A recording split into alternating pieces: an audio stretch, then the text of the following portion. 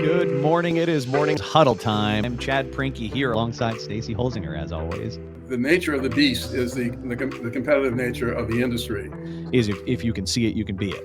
It's all about the people. The people are what make it great and worthwhile. Yeah, anything that I think helps build the story behind the company is great. These are the things that that you're like, we don't need that because we have plenty of work right now. Got it. But if you don't do it now, where are you going to have work in the future?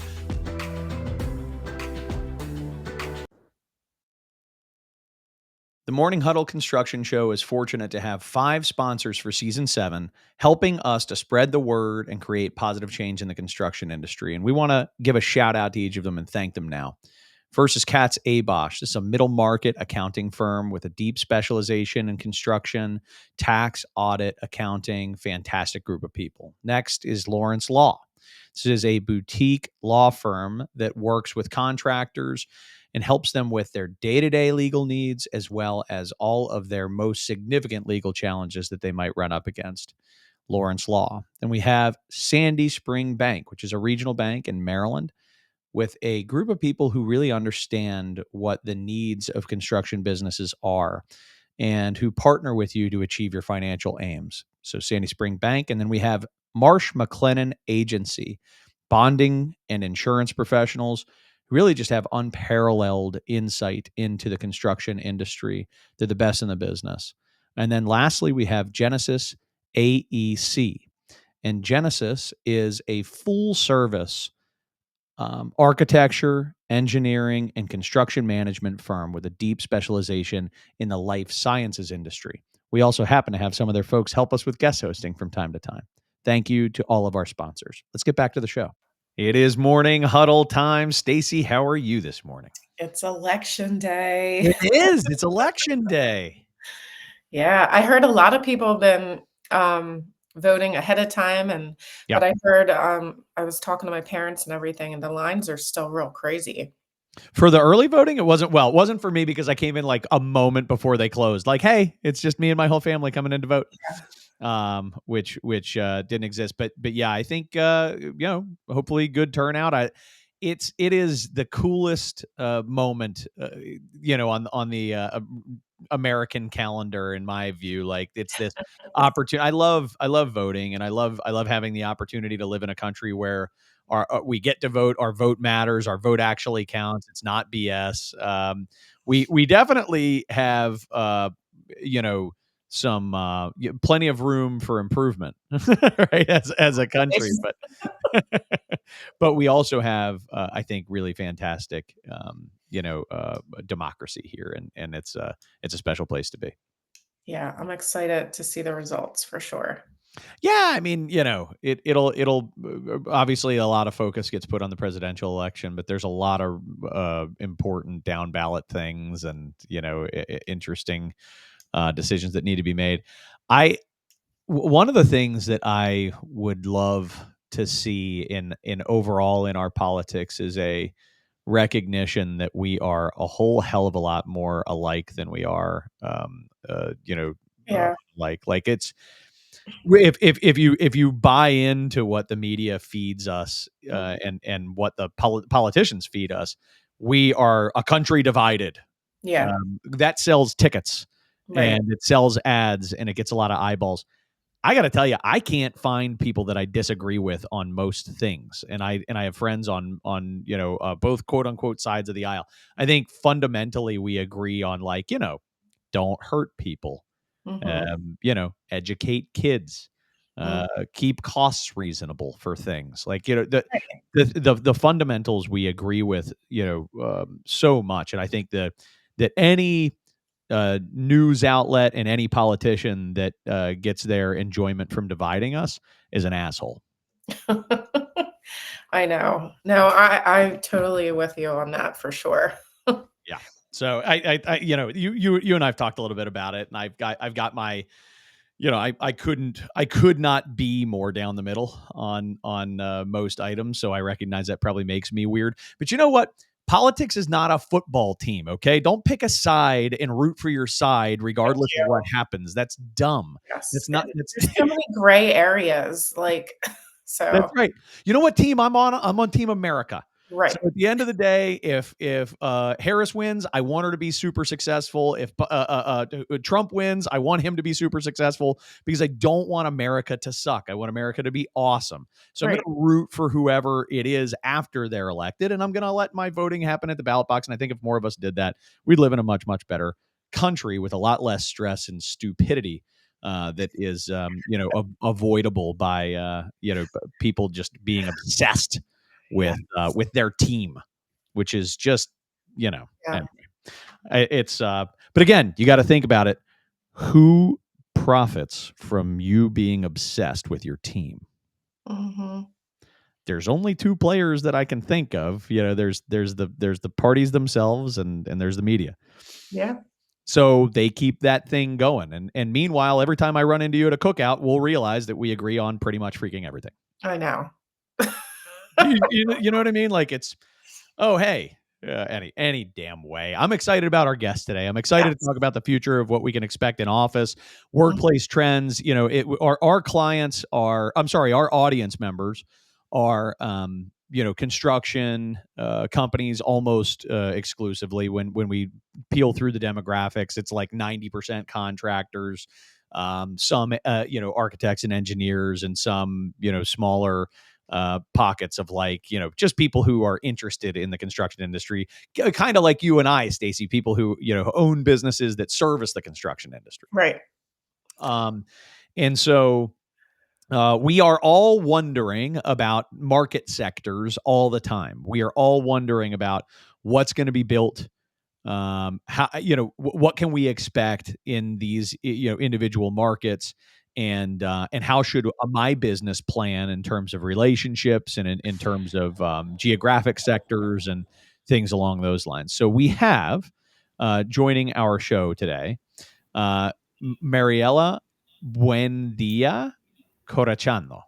Oh my God, you did Well, really look at well. you. I'm impressed. I should have put the Mariela. Sorry about that when I started. Yeah, but so thank you so much for joining our show.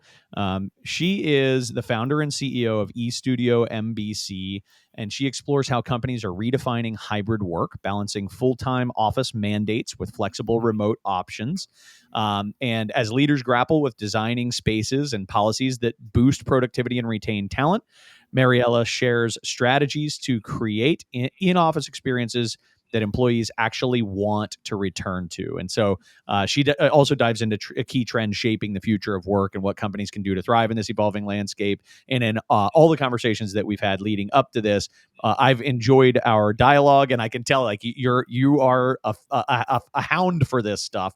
You wanted to know what Stacey and I do, how we're building our teams, and all those types of things, which perhaps we can get into today. But as we talk about the future of what we can expect in the workplace, and particularly helping contractors to envision what they're going to be building, what they're not going to be building, that type of stuff, we really appreciate your time and your insights today. So thanks for joining. Thank you. And thank you for inviting me. This is, such a treat to be speaking about one of my passions, right? Because I work with all kinds of corporations and industries. And, in the beginning of the process, there's a finding kind of discovery process to try to understand, who the client is, what's important to them, what is it about the composition of these companies so that we can tailor that workplace strategy and respond to them specifically, right? Because one size doesn't fit all. Agreed. And how long have you been doing this type of work, just from a background standpoint? Paint the picture for our audience. Oh God. I think I'm older than both of you, but in the business, I've been around 30 years. Wow. And 25 of those years, I worked at Gensler, which is the largest architecture and design firm. And after that, my last challenge, right? What I had left was, what happens if I start my own firm? Yeah. And that's, it was the right time for me. And so I did that. And, I'm finding that because I've been most of those 30 years here in DC, working around the world, but also I was in Mexico City. I started the Gensler office there and worked there and grew it for 4 years. That prepared me for this next step of starting my own firm. That's excellent. Well, congratulations on starting your own firm. Yeah, and you're in good company of people who struck out and started to, hung their own shingle and built their own businesses in the past few years. How's it going in general? It's actually it's going really well. When we launched, I got so many different calls from clients that I've had for years. And so, it's been very rewarding because now, I can focus on providing that customized client, service. And at the same time, part of my passion is design and design excellence. So I think that we can provide that very tailored experience to our clients. And on top of everything, as I told you before, I'm originally from Peru. And I believe in growing and mentoring and elevating women and, minorities as part of what we do as a firm. And so if you look at the composition of our firm, everyone has a very different background, being, Americans, Mexicans, Latin Americans from many different countries, Philippines, you name it. So it's a very diverse group of people, and we all work together and have a common goal of design excellence and the highest and customized client service.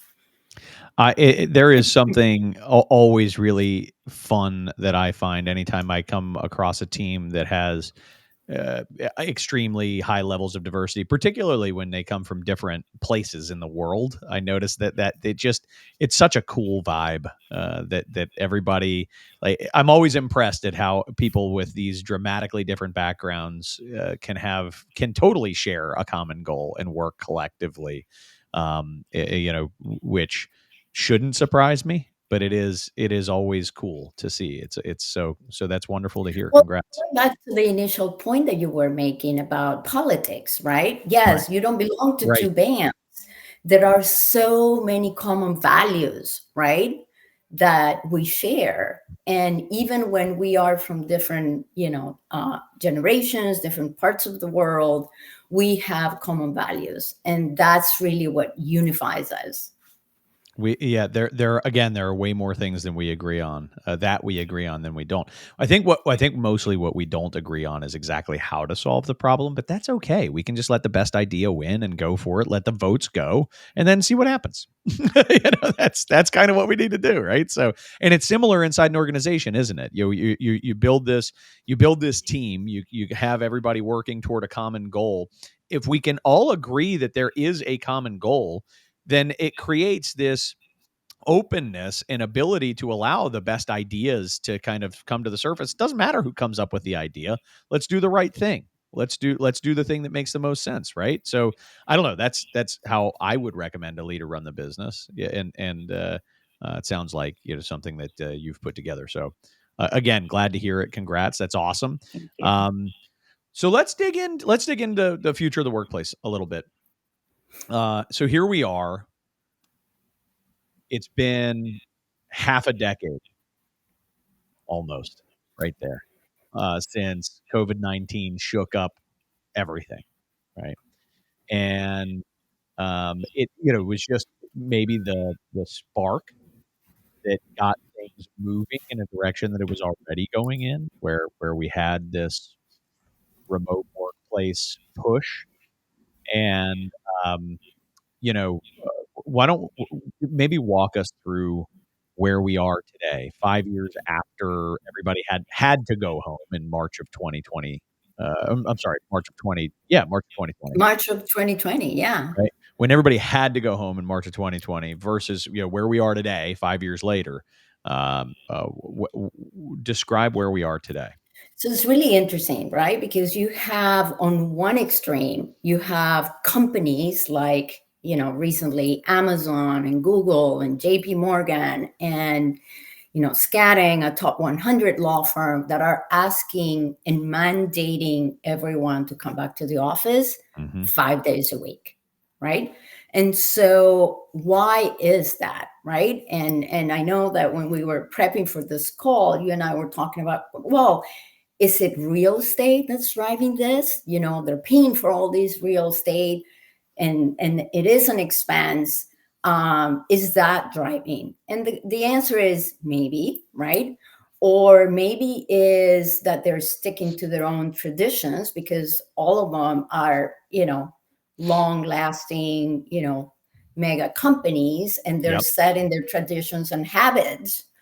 Or because, and this is what I'm hearing from leadership, where, they're losing that strong culture that they had pre-pandemic, and they want to revive and regain that culture. Or, the other point that I think is very valid is that their young professionals, right, are asking for coaching and mentoring and being able to develop professionally. And that's harder to do remotely, right? It is. And I think that's hard to argue. Yeah, I agree. So that's on one hand. On the opposite hand, totally, right, 180, you have the days of fully remote setups, right, are passing, right, for most employees. And according to a 2023 LinkedIn, data analysis, right, it says that 50% year over year, the remote roles and, advertisement of positions in LinkedIn has been decreasing, right? So 50% year over year, you're saying, it's almost 5 years, right? It's going to be 6 years. And so that is dramatic here in the US. So those positions are changing. And the trend, it's actually skewing towards technology firms, particularly startups. And again, we were sharing, right? Your company, Chad, your company, Stacy, my company, right? And for us, we're a startup, right? Because we've been in business for a year. And part of what we're seeing with those kinds of companies, right? Like in a big company that it's representative is Airbnb, who pivoted to their live and work anywhere, right, program that they implemented during the pandemic. And then the other big one, again, tech company, Zillow, right? They switched from a permanent space to work from anywhere policy. And they have come up lately saying that the same wage to employees who moved away versus the people that are in headquarters in Seattle, there is no change in their wages. So of course, a lot of people moved to, secondary cities, right? They were working remotely. So it's what drove the booms in these, places that hadn't seen a boom in a long time, right? Yeah. Right. And so why is that, right? And the more I talk to these leaders, right, of these companies, it becomes more of a philosophical choice than maybe a financial choice for many of them, right? And, I can tell you that for me is more a philosophical, right? Because of the talent that I'm able to source, right? I have great talent in my firm. And so to me, it doesn't really matter where they are. What it matters is their individual situation and being flexible to that. So I think the key for, a fully remote workforce is that you have to trust your employees, right? That they're doing, and you have to provide the tools to do their best work and enable them to be productive. And it doesn't matter how it looks like, right? It may be fully remote, it may be hybrid, right? Because some of these people also want to come to the office sometime of the week. And then, of course, I have clients that are totally in between, right? That they're saying, okay, we're going to have mandates for 2 or 3 days. Others are recommending that. But at the end, right, it depends on the culture of the firm. It depends on the industry of the firm. Some firms' leaderships are saying, you know, we're not going to have an all company mandate or an all company policy. We're going to let the business unit leaders decide what that policy is. Yeah. And so it's all about the team. It's not about the company per se.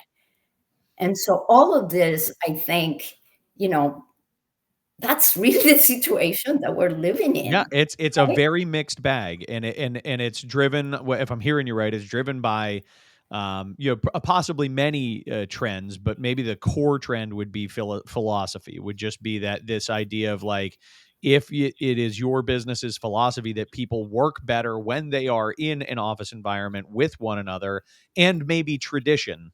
Right, that combination of philosophy and tradition. We've always done it that way. This is a part of our sauce of how we got to be successful. We don't want to mess with that sauce. Then there's a very big push to return to work and do so for 5 days a week.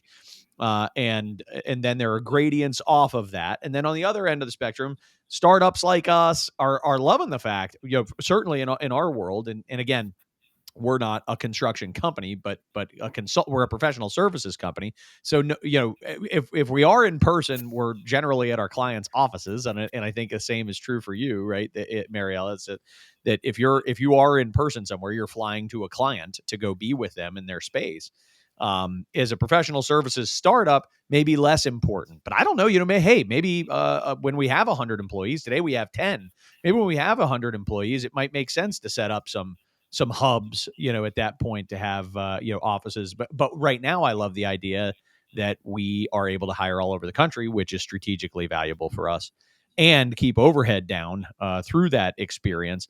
And so if I'm a contractor and I'm listening to the show, it's like, will there be a return to commercial office build outs? Absolutely. And I think we've seen a lot of that. If you look at, you know, particularly trophy space, particularly, you know, in you know, certainly high A and trophy space has been powerful with a lot of these legacy companies that have the freaking money to build, right?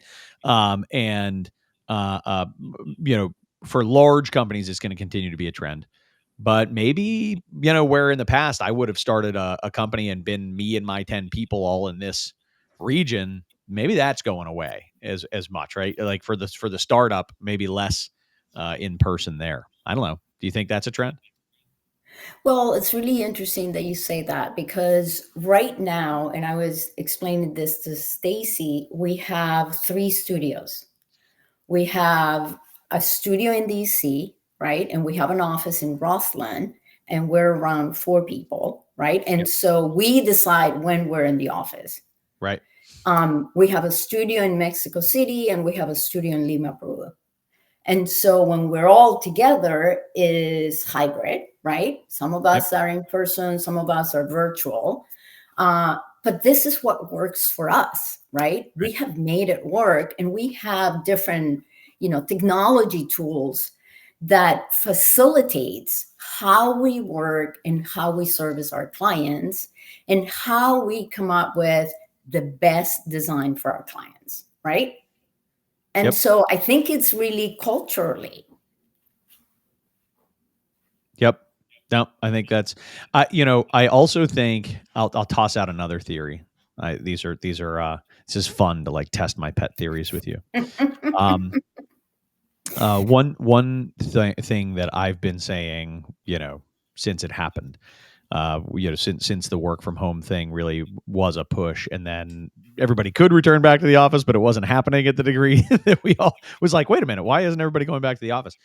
There was a direct correlation between, you know, the work from home mandates and then the return to home time period was had overlap with the hottest employment economy ever. That was obviously artificially inflated through trillions of dollars of bailout money that kept corporate profits at an all-time high in 2021 and 22. That there was this perfect storm, that the hottest employment market ever and this push from work from home, where employees planted a flag and said, if you're not letting me work from home, I'm changing jobs. And so corporations were like, crap, we have to do whatever it takes to keep our people. And I think while there still are some staunch work from homers who are like, I'm an employee, I'm grade A, and I love working in jammies. While I think there's some of that, I'm also, we just, it lost a candidate, which never happens, by the way, damn it. No, I'm joking. But we just lost a candidate, somebody that we wanted to hire, who said, I got to be honest. One of the big things that's driving me is I really feel like I need a workplace environment. And the fact that you guys don't have that is a downside. And I was like, what? But that's a real thing.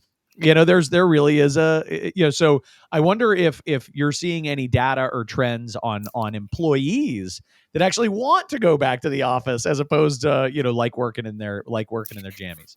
So Chad, I think you brought up a really good point, which is exactly what I wanted to share with you, because, I have a lot of friends in recruiting companies, right? And this particular one recruits for professional service companies.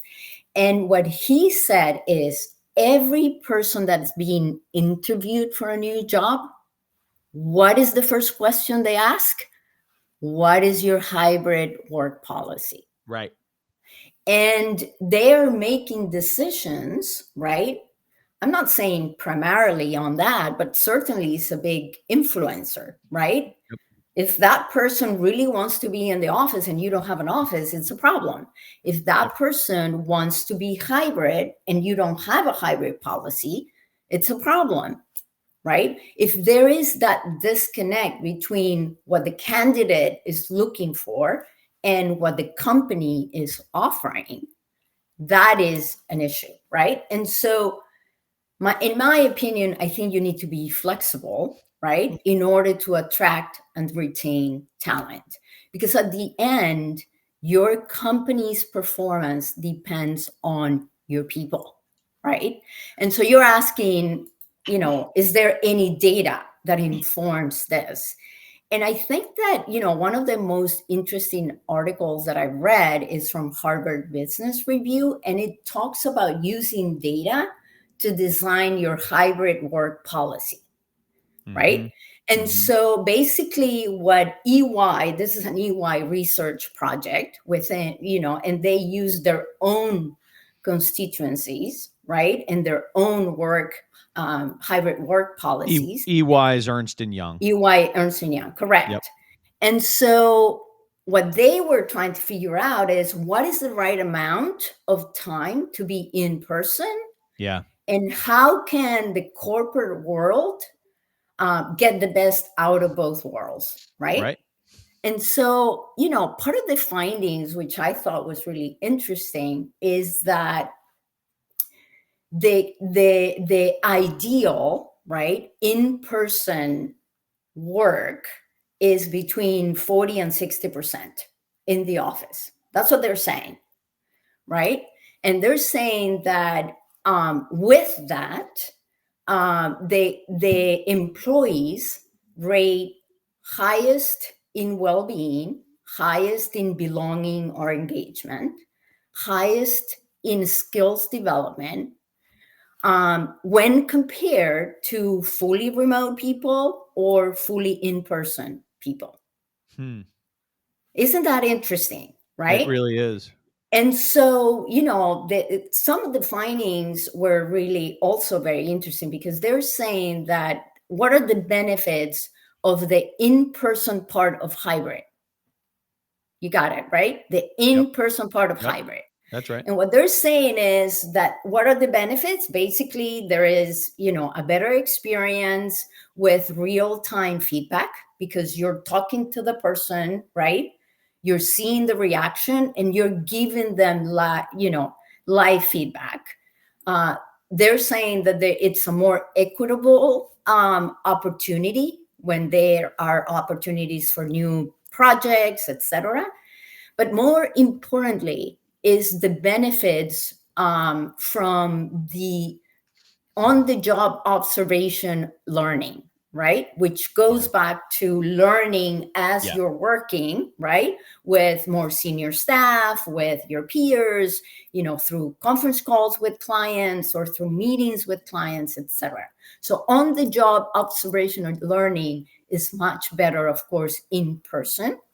And then what they said about, the benefits of the remote part of hybrid, I thought was really telling because they're saying that what's interesting in terms of the results is how people feel when they have the flexibility of working remote. They feel more appreciated by the leadership because they know that the leadership wants them to come back to the office. But because they're giving that opportunity to work from home, they are actually appreciating more, right? That the leadership is investing on what is good for them. Yeah, it's each individual. appreciated, trusted, empowered. It's all those. And it has a positive perception, right, by the employees. Yeah. Yeah, I love it. There's, hey, yes, there are obvious and clear benefits to working from the office, both for the company and the employee, and for their development and for supervision and for like we could go both sides of this coin for why is it better for the employee, why is it better for the customer, or I'm sorry, for the company. And you get these loyalty, if you will, points or engagement points, employee satisfaction points for having good work from home. Now, I want to be clear. The purpose of this conversation, again, for our audience, because our audience is our construction company, the message isn't, hey, this is the work from home policy that you guys should embrace. There are some realities in the construction industry that just, will keep you from embracing a lot of this stuff. What we're trying to do is make sure that you got a clear picture for what the market is thinking and doing, and the kind of thought leadership that is likely to drive trends in the workplace environment. So along those lines, talk to us about the spaces of the future, right? Talk to us about when you're thinking about space planning. Is there anything different? Is there anything special about the types of spaces that we see coming down the line, as trends right now? Same space, same footprint, more or less. What are you seeing? So let me be very clear to your audience. The office is not going away. Right. Yeah. It's not What going about for away. federal workers? Are they going to win? Sorry, different topic, different day. But we have got to get these federal workers back to the damn office. I mean, it was bad enough to begin with. I love federal workers. I love them. But there's a supervisory gap there for sure in a work from home bureaucratic environment. Continue. Sorry. Okay. So maybe the way to explain it is using a case study. Yep. So I have this particular client, right? And they're based in DC. And to me, is one of the clients that actually cracked the code of hybrid. Nice. Okay. And, I've worked with them for 20 years. I did a renovation of their space 15 years ago, and it was, it went really well. I was at Gensler. And in the design of their new space, I was actually the design director and client relationship leader while at Gensler. But they're a friend. They're, in my opinion, they are a very good case study for what hybrid means. So when we started the project, right, we did it with the leadership, and it was all about, I was explaining to you, we were trying to figure out what the workplace strategy was, right? And the idea and the result of that exercise was, we're going to reduce the footprint by 30%, which means that only 70% of people will have a place to work. Okay. 70%, right? And that we designed the space for 100% free address, meaning nobody has an assigned seat. Okay, got it. Okay, got it? Yes. So at the time, the managing partner said, if I ran out of space because people are coming back to work, that would be a good thing. Right? Yeah, because Talk I have about risk. people, right. Yeah. Because I have people, lined out the door saying, we really want to be back in here. Like, okay, great. We'll take that. We'll take that risk. We'll run out of room first. Exactly. And that to me was a very risky proposition, but the whole leadership of the firm said, that's the way we're going to go. Well, guess what? Guess what? They wanted to come back to the office. Everyone wants to come back. So they right now are one of the highest firms and clients that I have, where they have an average of 70% attendance during the week. I don't have any other clients that have that attendance. Yeah. But believe it or not, yes, 70%, right? And when I look back, right, at what did we do right? What did we do right? We look at, 3 key issues, right, that we intentionally focused on. One is we created a totally immersive branded experience. The space is comfortable, it's full of light, it's representative of their unique culture. It promotes meaningful, connections and interactions. And, like you walk through the space and part of their culture is, hiking in the Shenandoah. And so you get the feeling in some of the spaces that you are there, there is branding that's representative, that reinforces, their values, right, as a company.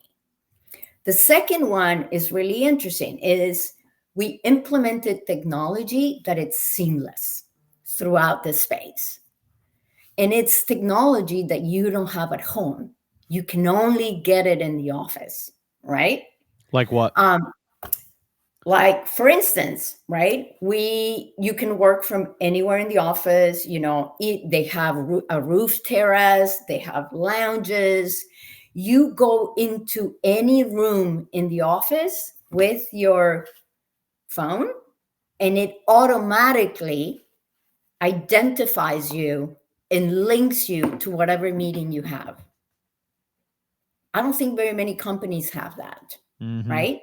And wherever you are, you're able to do that. And it's seamless in the whole office. And then the last one, which again goes back to the individual and how do you design for the individual, right? It's about people's health and wellness. And that is at the forefront in that space. And they have a wellness center, a medical center. They have a full-time nurse practitioner that comes there every day. And it's available for everyone.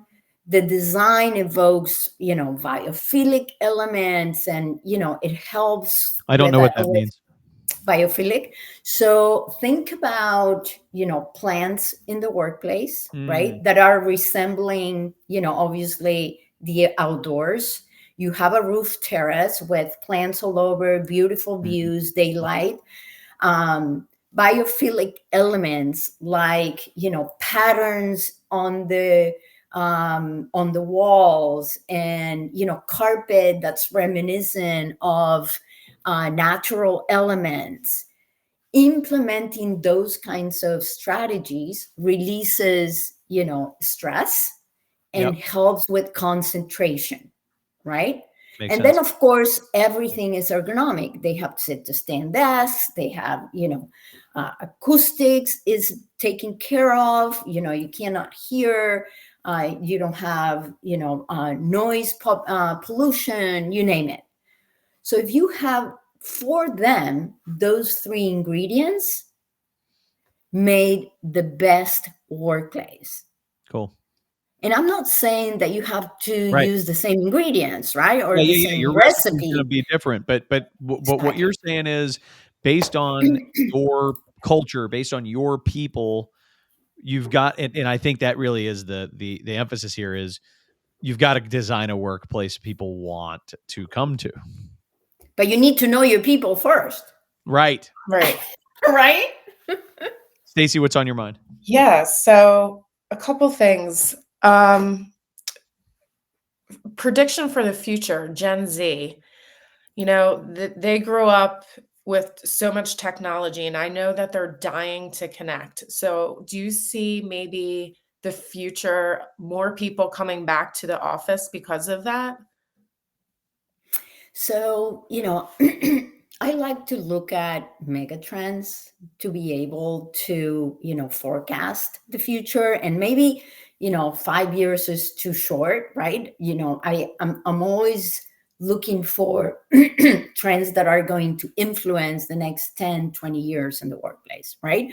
And so to me, those trends tell me that hybrid is here to stay, and we need to embrace it. All of us, corporate America, right? And the reason why I'm saying what I'm saying is because, if you read the Census Bureau, right, and the latest report, we're seeing a decline, right, of population. And we've seen a decline in the last 5 years that's going to accentuate in the future, right? Mm-hmm. And what is affecting that? Obviously COVID, right? Then there is, a decline in fertility, and that seems to persist, and it's getting worse, right, in our country. And then, of course, the other thing that's affecting, right, that decline is international migration, right? And so I don't want to get into politics, but because of that's another ingredient, right, to see a decline in population. The other thing that I think is really key here is, equity in the workplace. I'm a big proponent of, and supportive of women in the workplace. And one of the most telling reports that I read on a yearly basis is the McKinsey report on women in the workplace, the latest one.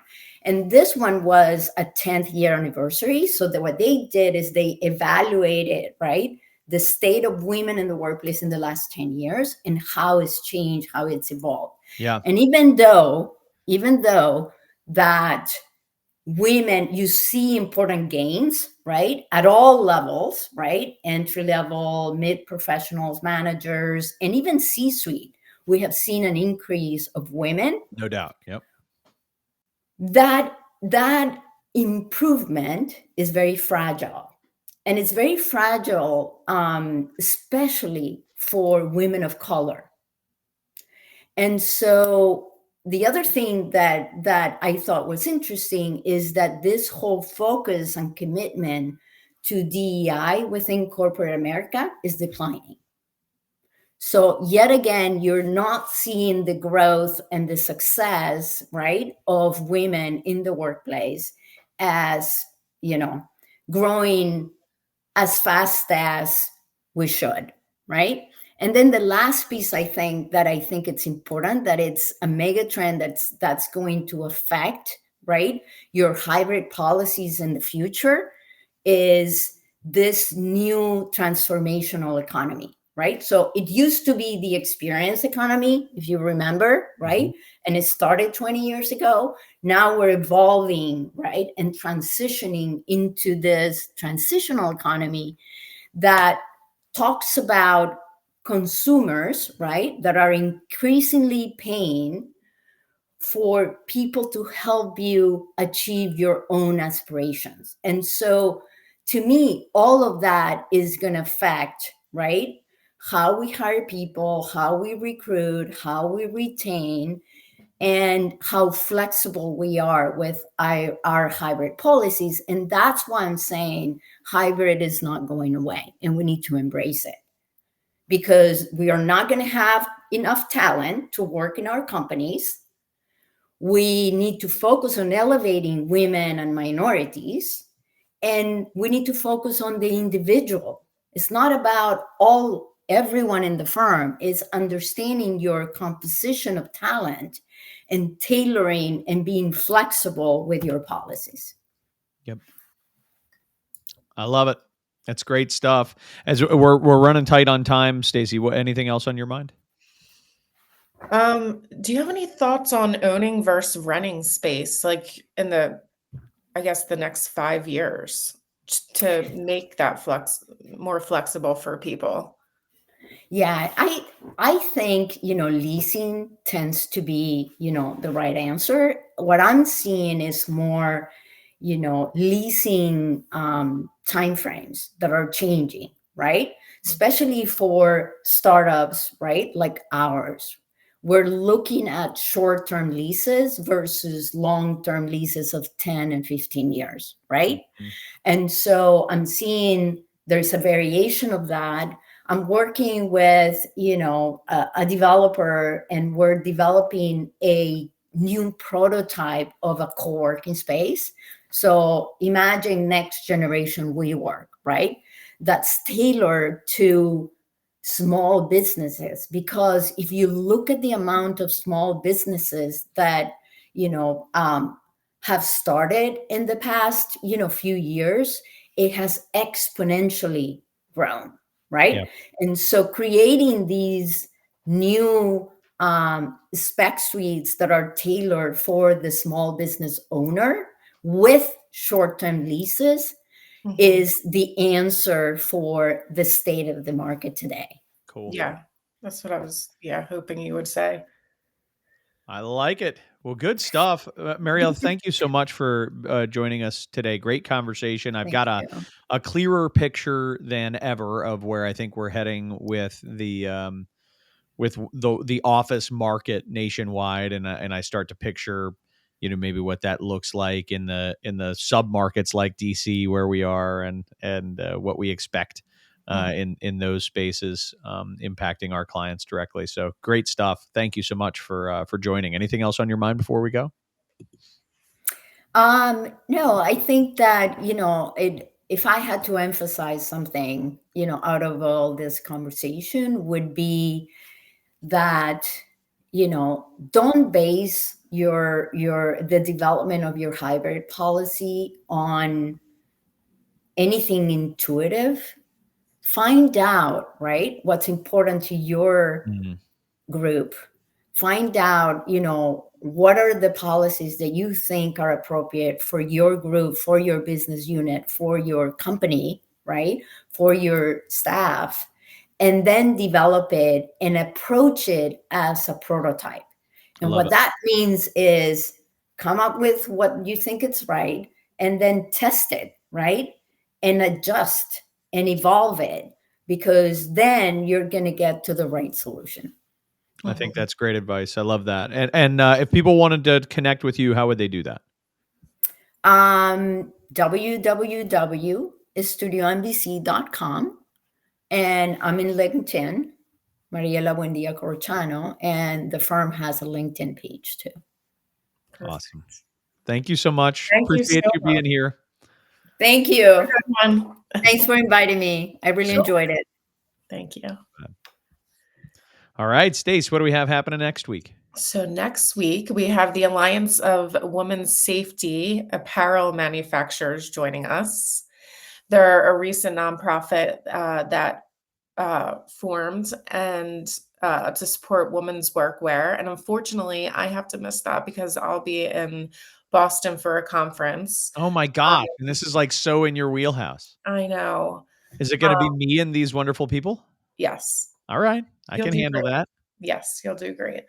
So it's a panel. I think 2 women. Emily was on our show before. She'll be joining us, and we have someone else that will be joining her as Sally. well. Yeah, That's on. I met with Sally yesterday. Oh, She's you did? Good. yeah. Okay. I Yeah, didn't both know. of them, yesterday. Yeah, it'll be a very interesting. I mean, it's amazing how much progress has been made over the past couple So of years. much. We had Emily on along with some other folks a couple of years ago, right, or a year and a half ago, Yeah. in the huddle, talking about what she was bringing to market was like kind of novel. Oh my gosh, women's PPE, so cool, and now it's like everywhere. Yeah.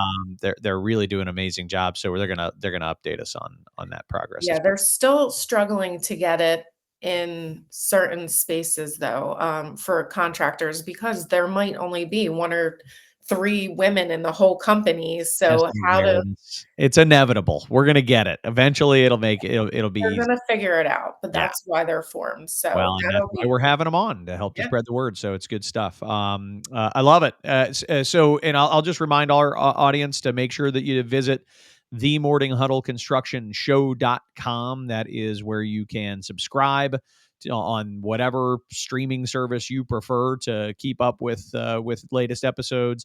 And also a place where you can contact us about if you or somebody you know is creating positive change in the construction industry and you want to bring us that story. We would love to talk to you as a guest. We are booked, I think, through like April or something crazy like that next Yeah, year. we're booking up. We only have a couple slots left. So if you know anyone that's interested or you're interested, just send us a couple key points and we'll look, to see if Yeah, we can we'll think about it. I mean, but in general, we try to accommodate as many great stories as we can. So please do reach out. And Stacey, I think that's it for today. Go out and vote, vote, vote. I plan on it. Exercise that civic responsibility. Darn it. All right. I'll All see you right. next week See or 2 you. weeks. Yeah. We'll see you in a couple of weeks. Enjoy Boston. Thanks. I'll talk to you soon. Bye.